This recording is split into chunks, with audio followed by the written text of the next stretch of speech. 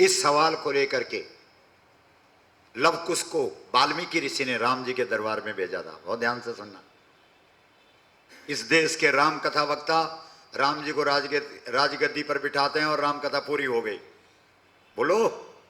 लेकिन राम कथा तो गद्दी पर बैठने के बाद शुरू होती है। वो तो वन कथा है। आदौ राम तपो वनादिगमनम हत्वा मृगम कांचनम, वो तो वन कथा है। राम कथा तो राम तो राजा के रूप में प्रसिद्ध है, बोलो। इसलिए राम जी की कथा कहां से शुरू होनी चाहिए? राम राज बैठे त्रैलोका हर्षित भयो गयो सब, यहां से शुरू होना चाहिए, है ना। लेकिन जब राम जी राजगद्दी पर बैठे तो जिस सीता के लिए राम जी ने 14 वर्ष जंगल में संघर्ष किया, भालू, बंदर, रीछ, इन सबको इकट्ठा करके सीता की सुरक्षा में लगाए सारे के सारे, बोलो लगाए कि नहीं? उस सीता के साथ राजा राम जी ने क्या किया गद्दी पर बैठने के बाद? जवाब दो। जंगल में छोड़ दिया। क्यों? क्योंकि इस राजा के एक वोटर ने सीता जी पर उंगली उठा दी थी। क्षमा करना, बोलो। आप सब राम भक्त बैठे हैं, सुन रहे हैं आप? और इस शरीर ने 35 वर्ष राम कथा बोली। ध्यान से सुनो। सीता जी ने 2 पुत्रों को वन में जन्म दिया। वाल्मीकि जी ने उन दोनों पुत्रों को, दोनों शिष्यों को राम कथा में प्रवीण बनाया। और जब देखा कि अब ये योग्य हो गए, तब कहा कि राम कथा राम दरबार में जाकर के करके आओ। और दोनों राम कथा सुनाने के लिए राम के दरबार में गए। और जब इस कथा को सुनकर के राम के नेत्रों से अश्रु बहने लगे, राम का एक एक रोम खड़ा हो गया और राम ने कहा, मैं तुम पर प्रसन्न हूं। वाह ऋषि कुमारों, क्या गजब किया तुमने, मैं तुम पर प्रसन्न हूं। जब सामने वाला प्रसन्न हो जाए तब तुम उससे अपना प्रश्न रखो, नियम यही है। ऋषि कुमारों ने कहा, आप हम पर प्रसन्न हैं? बोला हां। हम अब एक प्रश्न करें? बोला बिल्कुल करो। बोला हे राम जी, हमारा एक प्रश्न है क्या कि आपने असली सीता जंगल में छुड़वा दी और सोने की सीता बना करके अपने बगल में रखी है, ये न्याय है कि अन्याय है? हमें ये बता दीजिए। कोई जवाब है राम के पास? यही सवाल लेकर के हम हिमालय से आए हैं। गलियों में मां घूम रही है, पंडालों में प्रतिमा सजी हुई है। हम प्रतिमा विरोधी नहीं है, ध्यान रखना। हमने तो जीवन में पता नहीं कितने मंदिरों की प्राण प्रतिष्ठा करवाई होगी। हमारा देश प्रतिष्ठा देता है।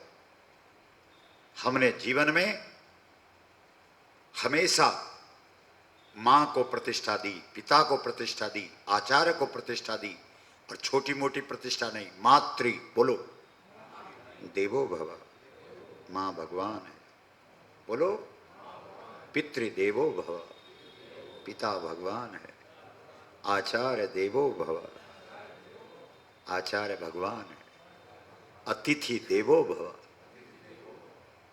देवरिया वालों के लिए आज ये सब अतिथि,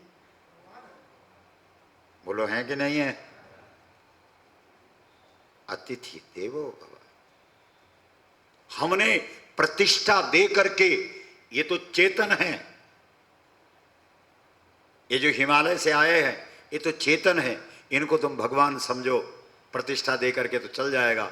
लेकिन इस देश में तो ऐसी परंपरा है कि जड़ को भी प्रतिष्ठा दे करके उसमें भी प्राण भर देते हैं। बोलो, सोचो। प्राण, बोलो प्राण, प्रतिष्ठा, समारोह। क्या अर्थ हुआ?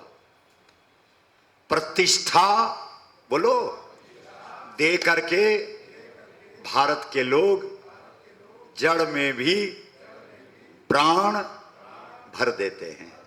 भारत वालों के लिए तालियां बजाओ।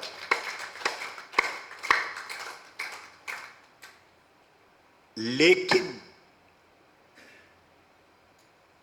गावः, बोलो, प्रतिष्ठा भूतानाम, सबसे पहले, बोलो, संपूर्ण प्राणियों को, गौ माता को प्रतिष्ठा देनी चाहिए। बोलो, गलत है कि सही है? तो तुम्हारे देश में किसको प्रतिष्ठा नहीं है? गाय को, बाकी सबको प्रतिष्ठा दे रहे हो। यानी जड़ काट करके पौधे को दूध से सींच रहे हो। बताइए, सोचिए जरा। इसलिए देवरिया के भाई बहन, ये गौ प्रतिष्ठा यात्रा है। जिस यात्रा ने तुम्हारे देवरिया में आज प्रवेश किया है, इस यात्रा का नाम है, बोलो, गौ प्रतिष्ठा भारत यात्रा। भारत में, बोलो, इसका अर्थ करो ना, भारत में गौ माता को प्रतिष्ठा देने के लिए एक यात्रा चली है। बोलो, आप सबको इस यात्रा में समर्थन और सहयोग करना चाहिए कि नहीं? हाथ हिला के बोलो। ये है हमारा मंतव्य, ये है हमारा लक्ष्य, गंतव्य का। और ये आज कितना नंबर का जिला है? 135। 134 जिले पूरे हो चुके। इस यात्रा का आरंभ 9 मई को गंगोत्री से हुआ, जहां से गंगा जी निकली है वहीं से यात्रा शुरू हुई। अभी तक उत्तराखंड, हिमाचल, जम्मू कश्मीर, पंजाब, हरियाणा, राजस्थान, 7वां राज्य चल रहा है। राज्य की दृष्टि से, जिले की दृष्टि से 135वां जिला। 676 जिले हैं देश में। हम जाएंगे हर जगह। गौ माता हमको आदेश दे चुकी। जब ये यात्रा शुरू हुई, हमने गौ माता से कहा, माता जी, यात्रा हुई है, पहले भी हुई है, इतिहास है इस देश का, लेकिन जो बड़ी बड़ी यात्राएं हुई है, उसमें जिसके लिए यात्रा हुई है उसने कोई ना कोई निशानी दी।